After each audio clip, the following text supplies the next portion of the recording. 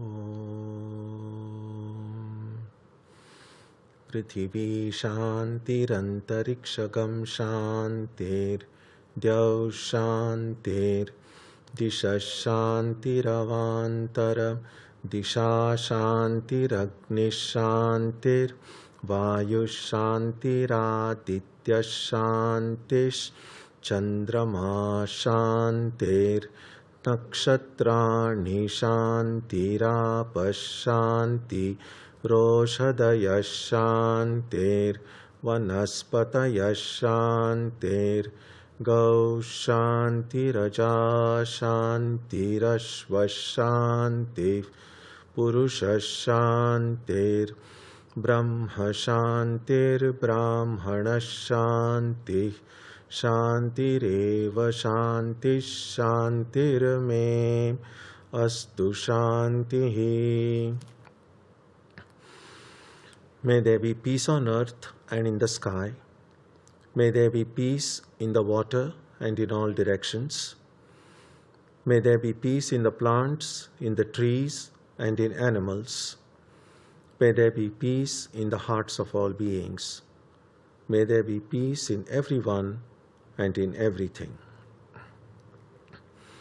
Sarvetra Sukhinas Santu, Sarve Santu Niramayaha, Sarve Bhadrani Pashyantu, Ma Kaschit Dukkha Bhag Bhavet, Sarvastaratu Durgani, Sarvo Bhadrani Pashyatu, Sarvas Sadbuddhimapnotu, Sarvas Sarvatra Nandatu. May all be happy and healthy. May all see what is good, and may no one experience misery. May all overcome their obstacles and acquire good tendencies.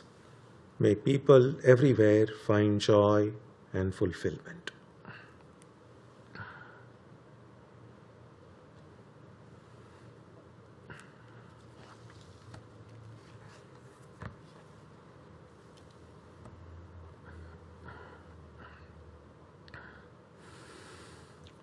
Let us now spend some time touching the center of peace and joy in our hearts. A good way to begin the practice is to withdraw the scattered energies of the mind and bring them to rest on one point. That point can be our own breathing. Let us therefore practice breathing with awareness. As we breathe in, let us visualize that our body and mind are being filled with love, strength, and compassion. And as we breathe out, let us release all the stress, anxiety, and exhaustion in the body and mind. Let us practice this way for a while.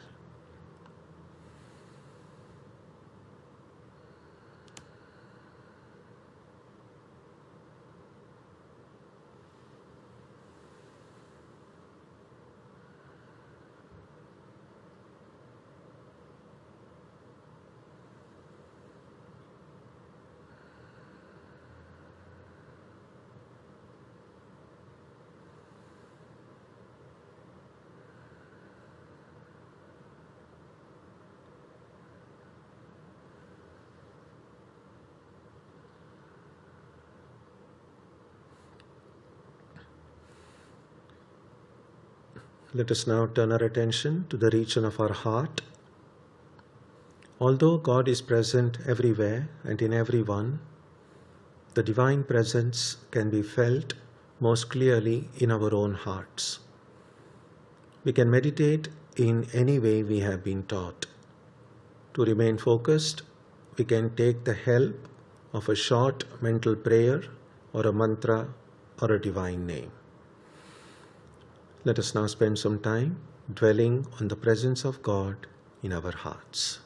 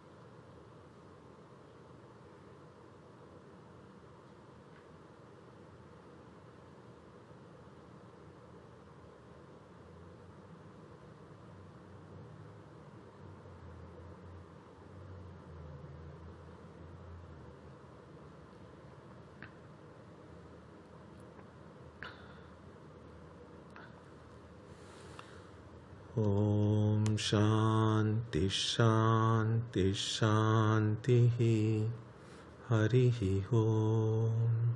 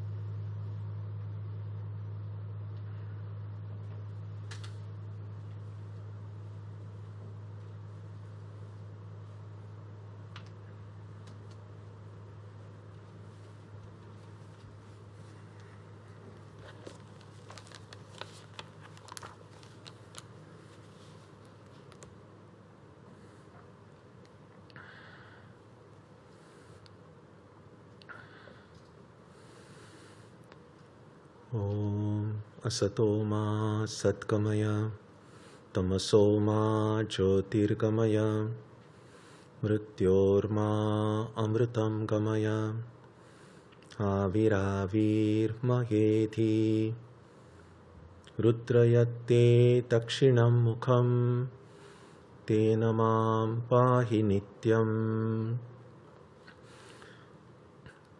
May the Divine lead us from the unreal to the real, from darkness to light, from death to immortality. May the Divine Consciousness fill our hearts and protect us.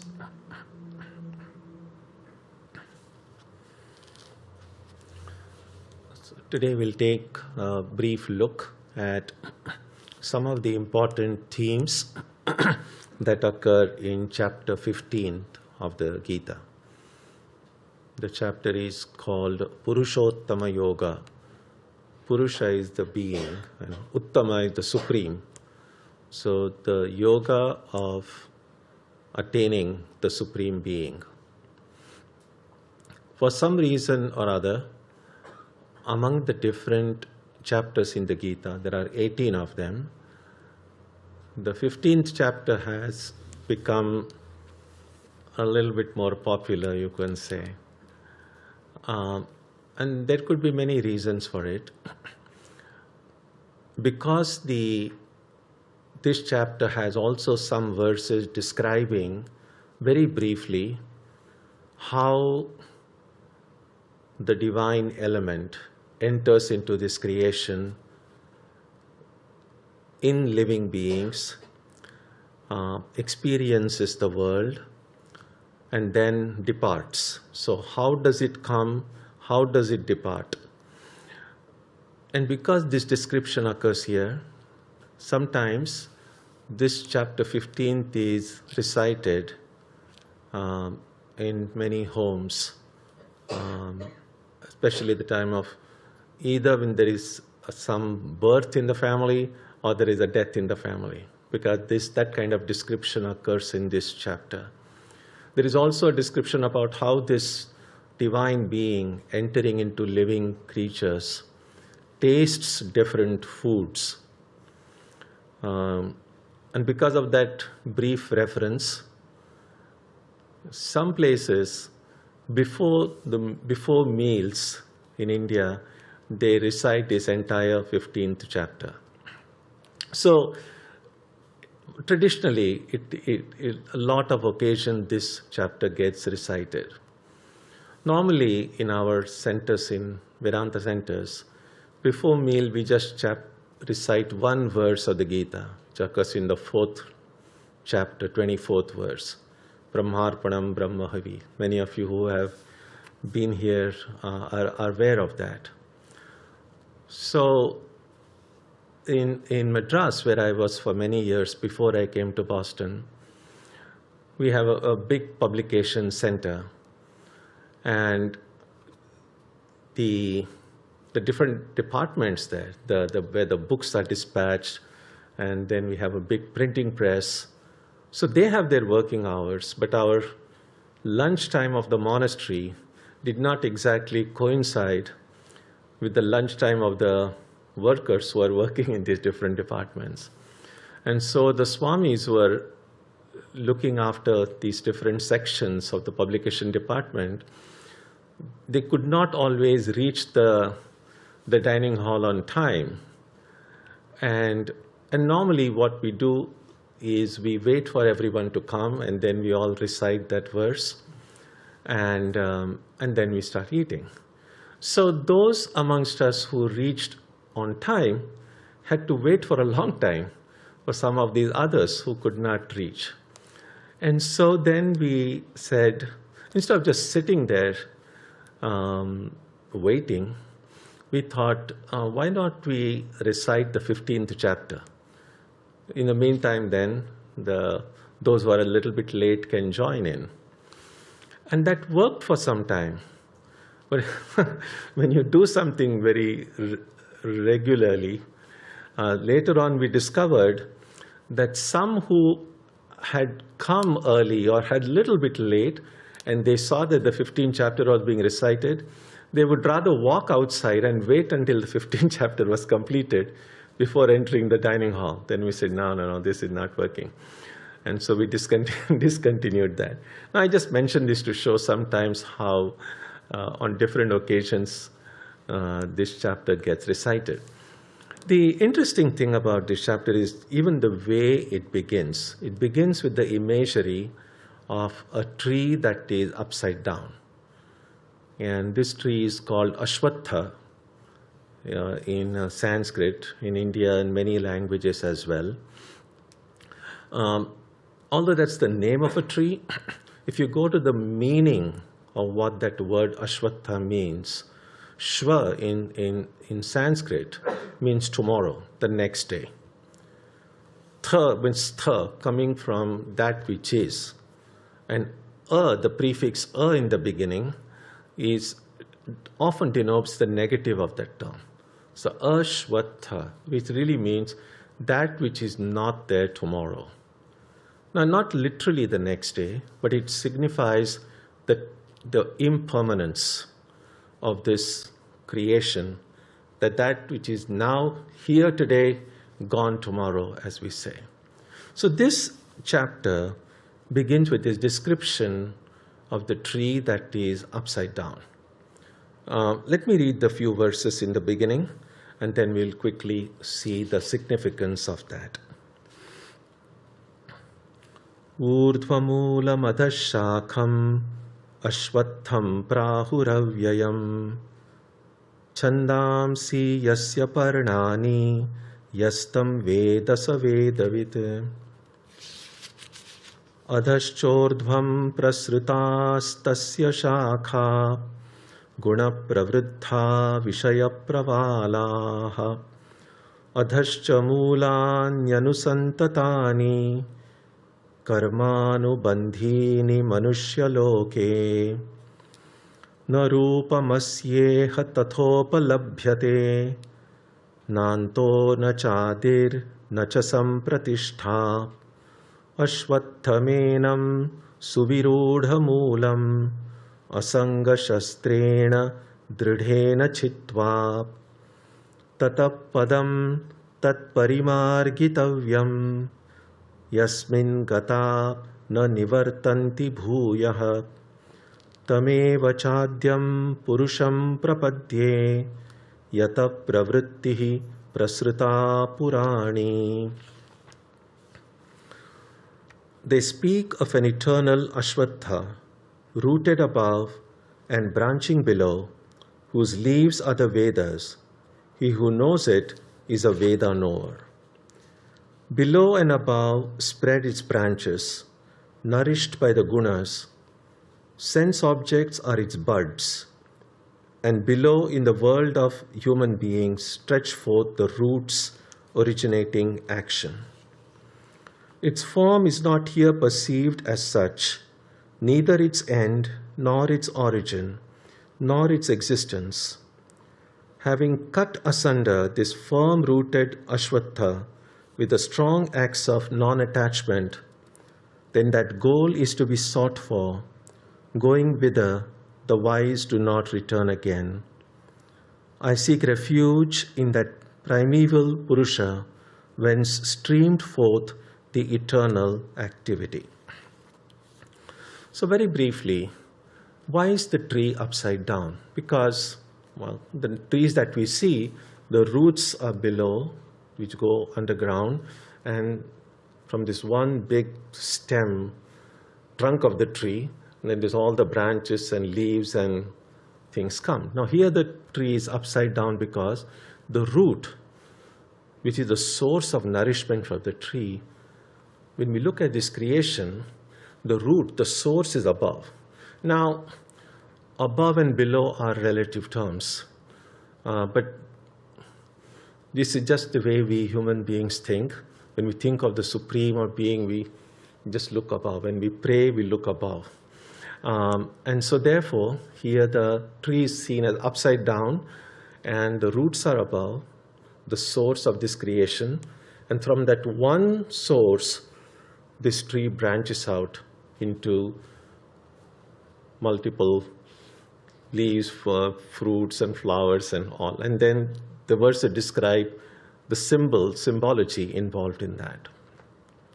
In one way or another, different traditions the world over have tried to describe how this creation came about. And there are usually at least two factors involved. One is that the original source was one. You can visualize, think of that one source in personal terms, impersonal terms, but the source is one. And from that one, all these many have come. So that is one common theme in all these, which we could call creation stories. The second theme that is common is that the original state was an ideal state, a state of purity, a state of perfection, a state of freedom, a state of harmony. And somehow that ideal state was lost. Somehow we just lost it. And now what our present experience is very different from that ideal which was at the source. So that's the framework.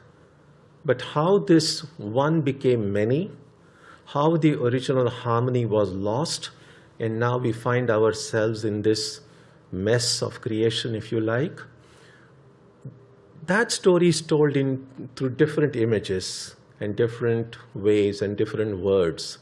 But that's the common theme.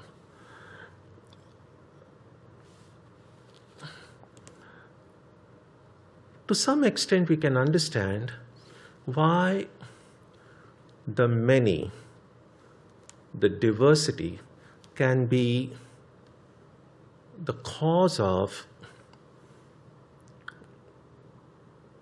many things that are not very positive, as opposed to the experience of oneness, which is a state of peace and harmony. And that's not simply theoretical. That's not simply because the books say so. That is also because that's our own experience as well.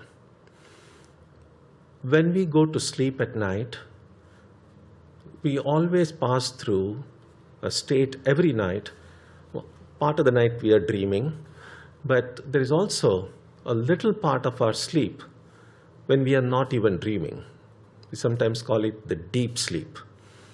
In Sanskrit, they call it the sushupti. Now, in that state of deep sleep, it's a state of oneness, or at least a state where there is no many are not experienced.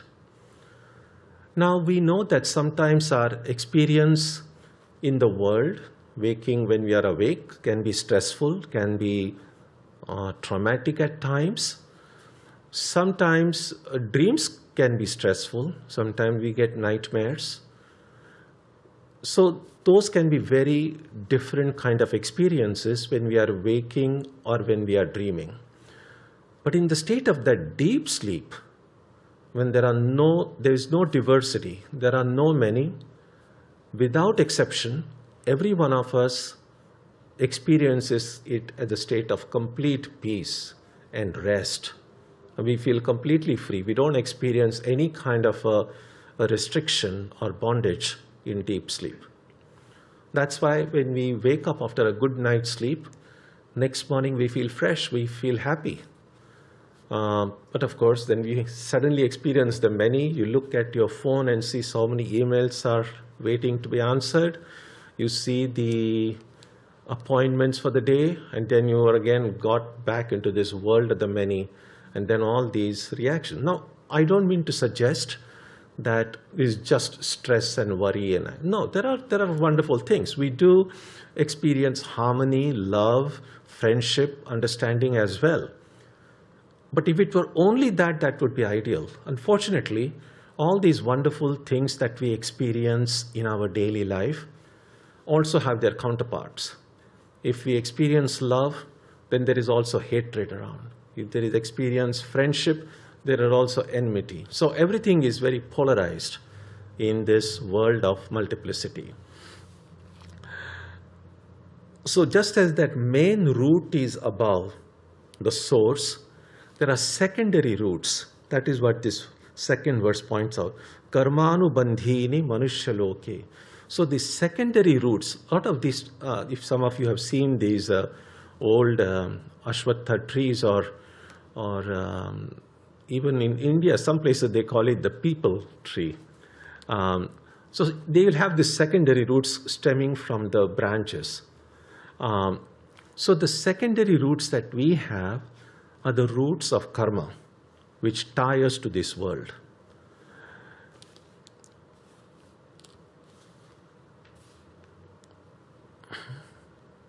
So that's the imagery that this chapter begins with. But I would like to especially draw your attention to these verses 3 and 4, because if it makes sense, if it feels rational, that as long as there is diversity, as long as there are many, we cannot be completely free from stress, fear, anger, envy, all of these things. As long as there is even one entity present in the universe other than me, there is the potential of these reactions occurring. So the only way that I can stop all this negativity and attain to that state of harmony is only if I cut this tree. Now, those of us who have done gardening understand that if you want to cut a tree and don't want it to sprout again or come up again, you should take it out from the roots. Otherwise, it will come up again. Sometimes our ego is compared to a plant or a tree, that sometimes we, even in spiritual life, when we are concerned about the ego dominating our behavior and we want to get rid of this ego, or egoism to be more accurate, we find that there are times when our ego is not that strong and we feel, oh, finally I've succeeded in conquering the hold the egoism has over me. And then suddenly, out of nowhere, we again find drawn into this world with this ego which is strong. So you kind of cut it, but it sprouts up again. So how can we cut this tree from its roots so that it won't sprout again? And that is what is mentioned here. Ashwatha menam suvirudha moolam, that which has these very strong roots. Asanga shastrena tridhena chitva. Asanga, sanga means attachment. Asanga means through non-attachment. So the only way we can cut this tree is through these acts of non-attachment. Now we have spoken about non-attachment very often here and discussed it as well.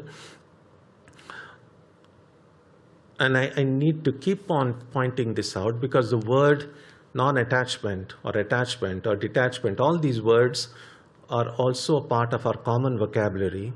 So when we say non-attachment or detachment, it sometimes gives the impression that we have to cut ourselves off from other people, or we kind of become indifferent to others.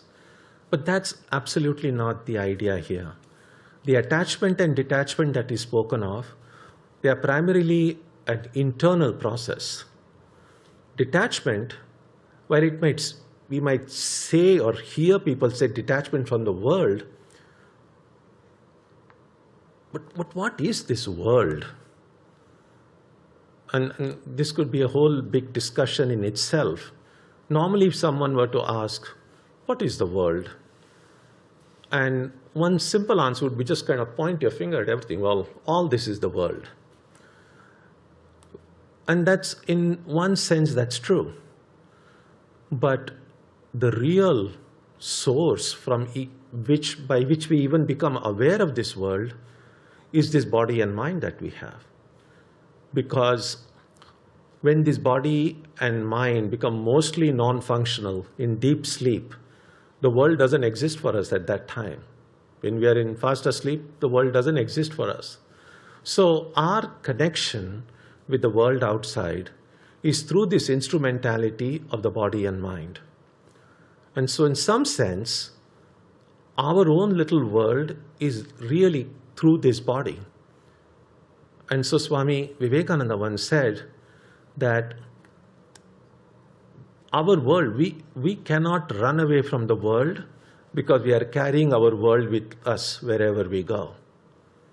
And therefore, when we speak about detachment or non-attachment, is not from something outside of us, but something that is we have been identified with, we have been carrying with us all the time. So primarily, when we speak about detachment, it means detaching myself from my own ego, detaching myself from the idea of looking at this body and saying, this is me. That is detachment. If I can succeed in doing that, or to the extent I succeed in doing that, I will accomplish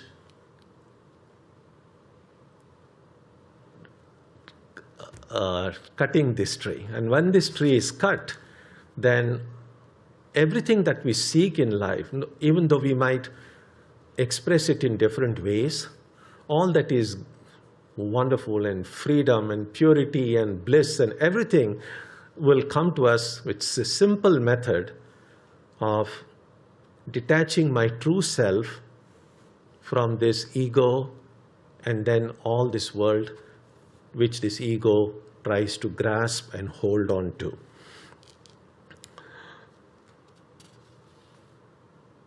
The next verse points out that that is the way to go to. Tat tataf padam tat parimargitavyam yasmin gata na nivartanti bhuyaha. That means when we do this, only then will this tree not sprout again. Only then will we not have to come back again.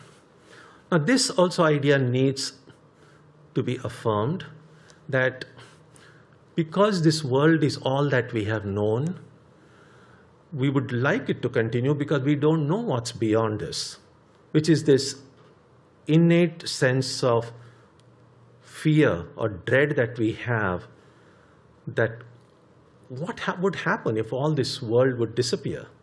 Where would I go? And since that's the only thing we know.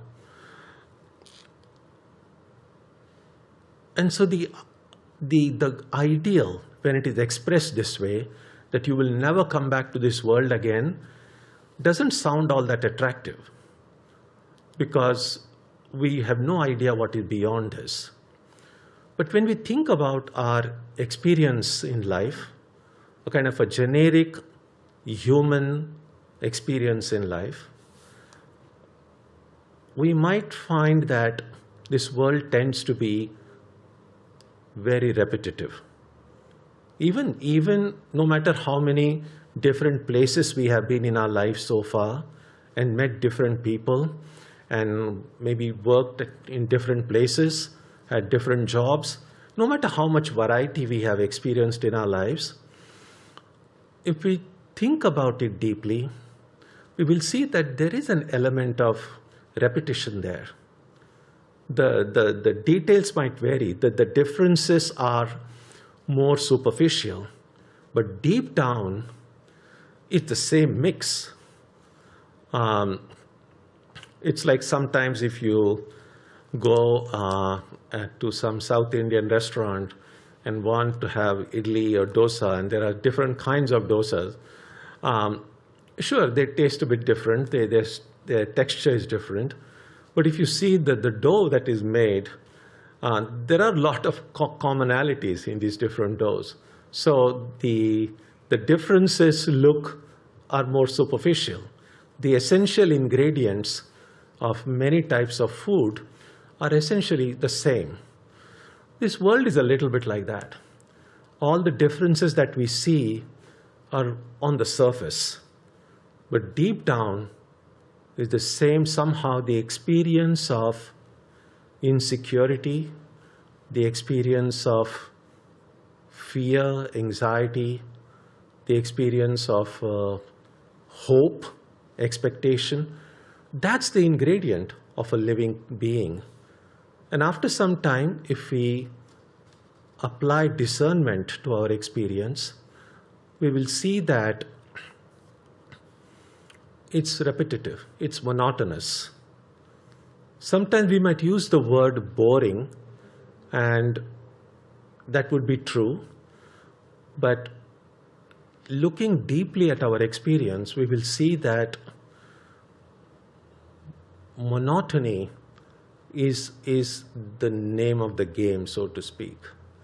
And we may try very much to rise above the monotony of life, which is why we find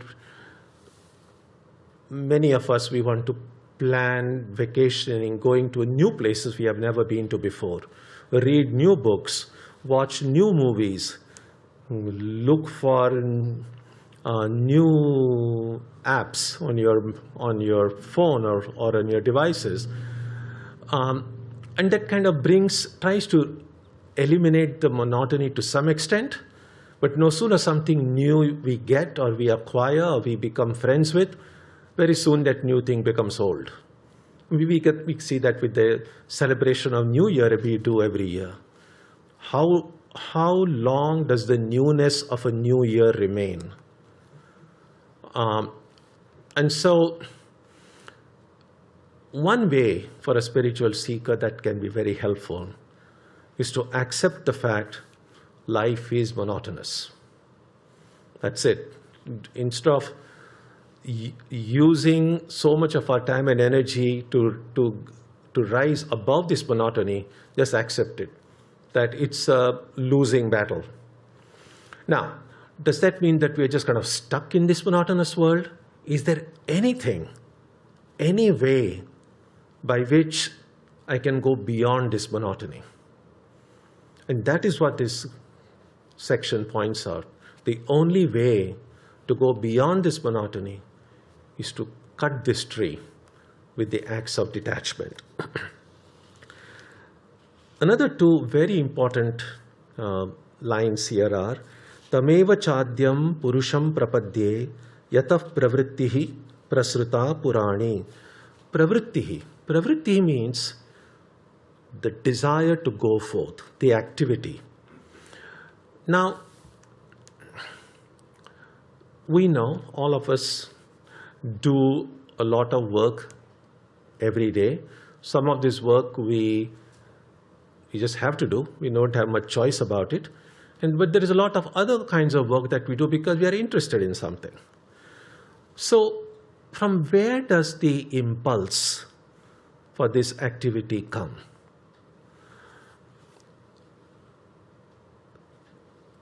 If we think of that Supreme Being who created this world, now this world that was created would not have been possible unless that creative force was present in that Supreme Divine Being.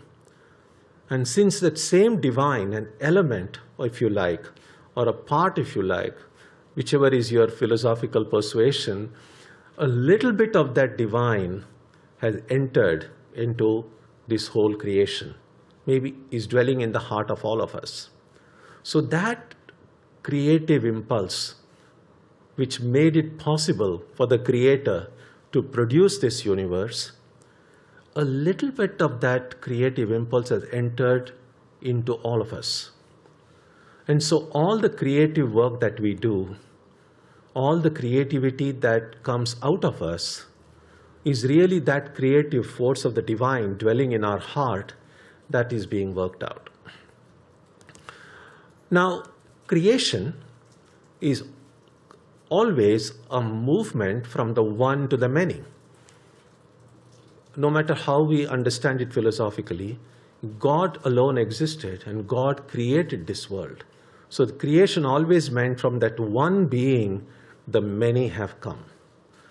And we have seen that the many or the diversity is always has the potential to create all these conflicts and tension and so on. So if the goal is to go back to that one, what we want is not so much a creative force, not so much that we want to participate in this creation. What we need is probably anti-creation, like going back to that one. So this whole force from one to the many,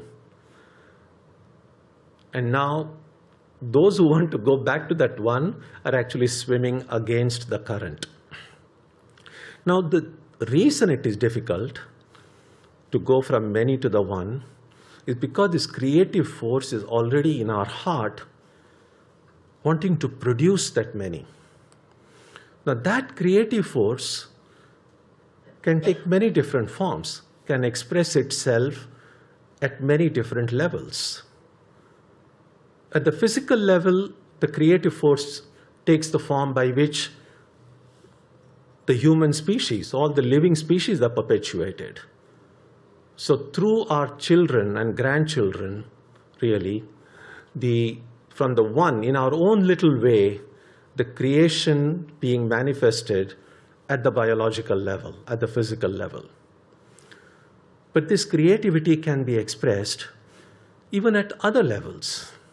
Now, when an artist paints, the original works of art are an expression of the creativity of that artist. When a musician composes original music, now that's the creativity. That creative force in the musician is expressed itself through producing these new original pieces.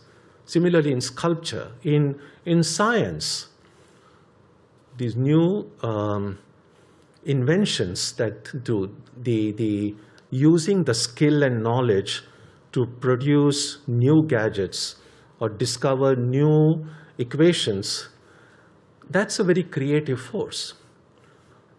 So everything that we do in life, everything that we produce is of that creative force within us being allowed to run its course. Now it's important that creative force within us should be allowed to run its course for a while. It's like this. Sometimes when you want to build a dam on a river, and the river is going with full force, it's very difficult to kind of build anything if the force is very strong.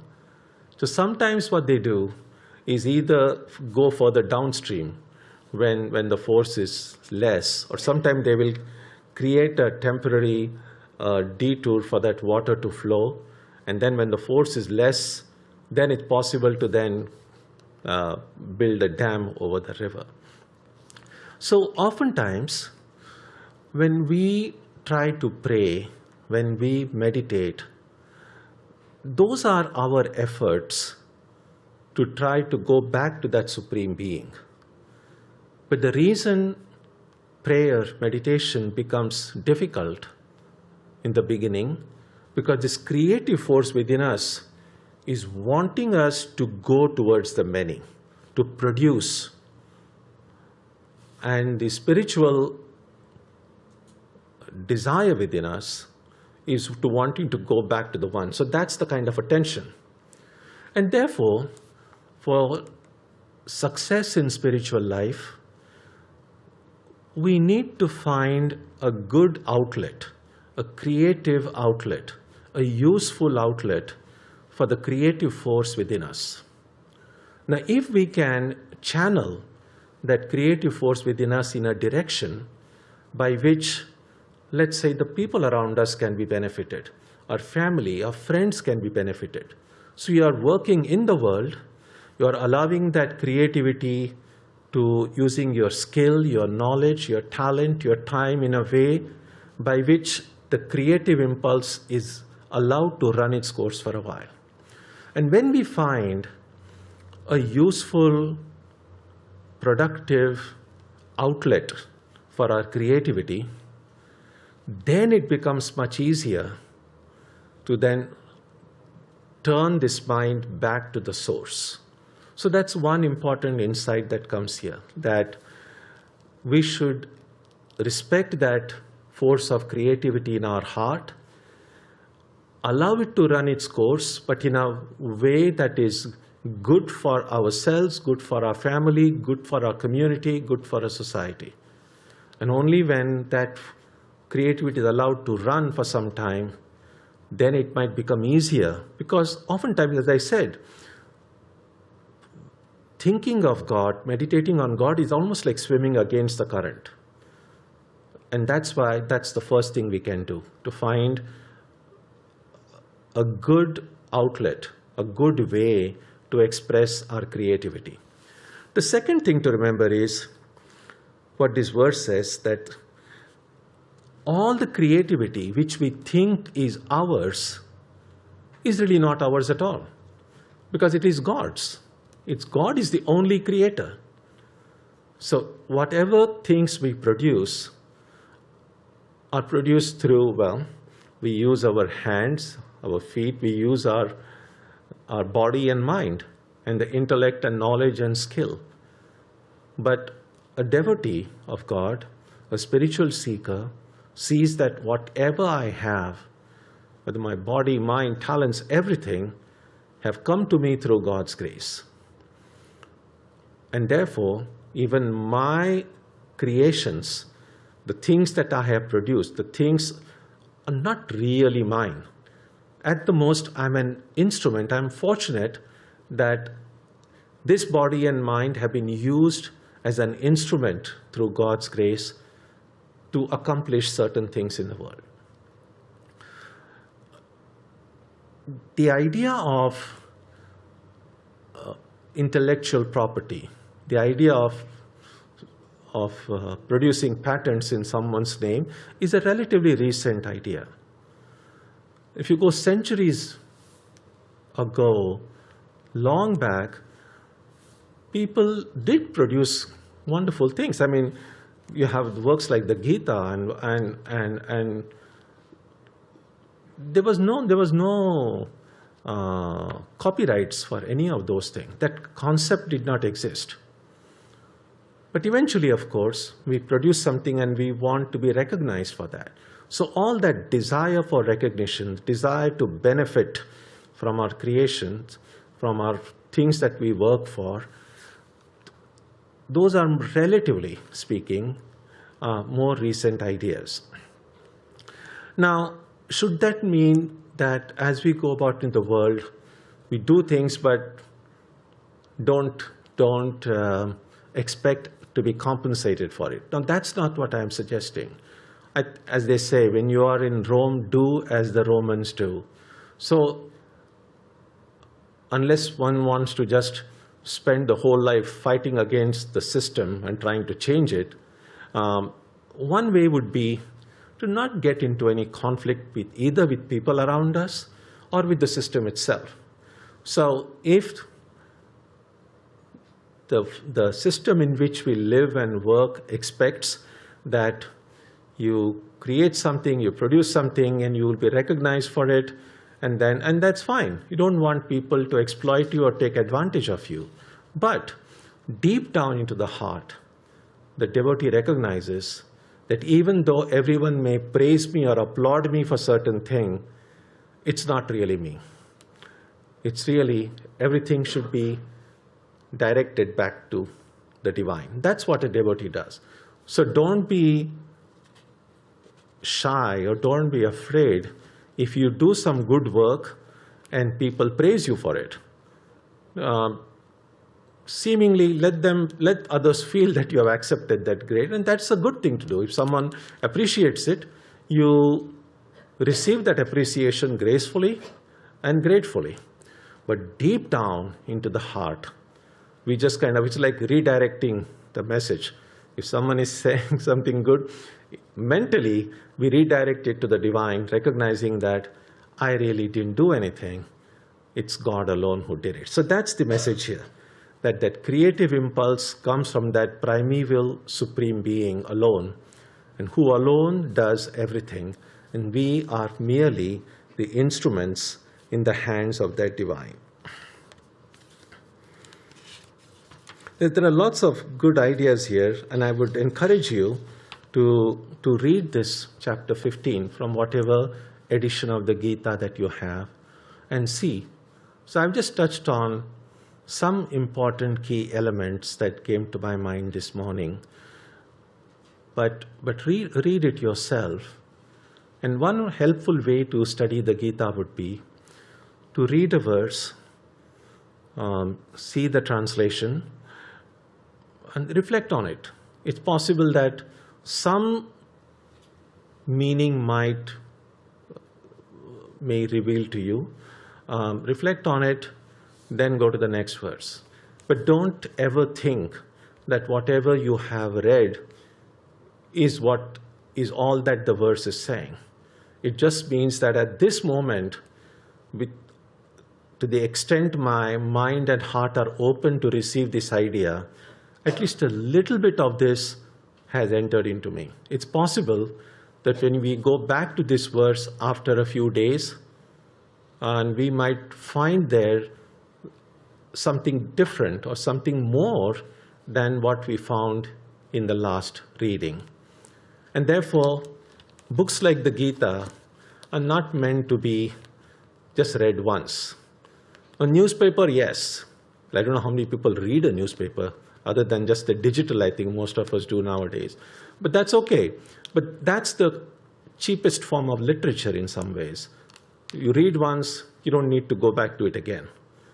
But these revealed texts, the scriptures that we have, are not meant to be read only once, because they contain levels of meaning. And to the extent that our mind becomes more concentrated, more focused, more clear, the underlying meanings will become revealed to us. And therefore, we can never say, oh, I finished the Gita, I finished this. We can never really finish it. We can finish these books, if at all, only when we become enlightened, only when this tree is completely cut to the roots. Then we don't need the books anymore. Sri Ramakrishna used to say that all these scriptures are like the shopping list. You have got to go to the grocery store, you have to buy a bunch of things, and it's likely that you might forget to bring something. And so whenever we remember something, many of us kind of have a list so that once you go to a store, you just check mark there and say, okay, got this. So once you have got all the things that you wanted, you don't need to preserve that list anymore. You don't need to go home and file it unless you just want to file everything. So the books are like that. Books are useful. They are our kind of maps. But when we reach the destination, we don't need them anymore. Maybe you can pass the map on to somebody else who may have still a way to go towards that destination. So that's the way that might be helpful to all of us when we study the wisdom of these great ones. Om Jananim Saradam Devim Ramakrishnam Jagadgurum Padapadme Tayo Shritva Pranamami Muhurmuhu.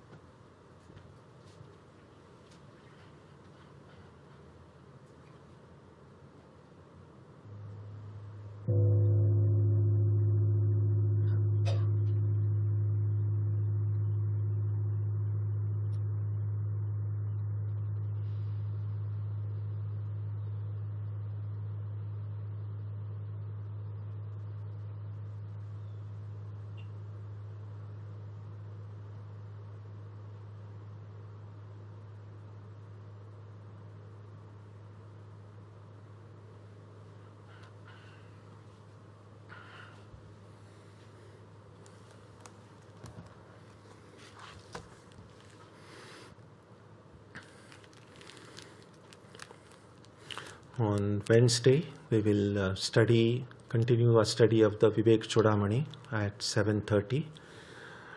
This Saturday, we will not have meditation because next Sunday we will celebrate the Durga Puja, and so therefore no meditation on Saturday. The puja next Sunday will be fully online, and so if you are already on the mailing list, you will get the link. It's the same link that you come to for the Satsang if you are seeing it remotely, but you will also get that link if you are already on the mailing list. So that's the program going forward. Wednesday, Viveka Chudamani. Saturday, no meditation. No meditation here, but you got to still meditate at home. And next Sunday, an online puja. And Sunday after that, we will continue with our satsang as usual. So let's conclude with a prayer now. Om.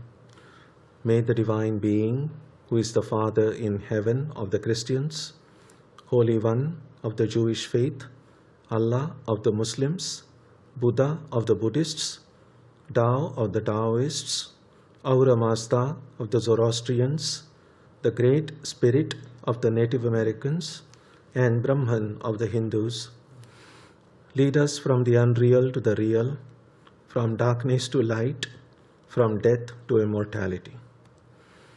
May we be granted strength, freedom, and clear understanding. May we learn to see God in our own hearts and in everyone around us. May God bless us all and fill our hearts with gratitude, grace, and love. Om Shanti Shanti Shanti. Peace, peace, peace be unto you.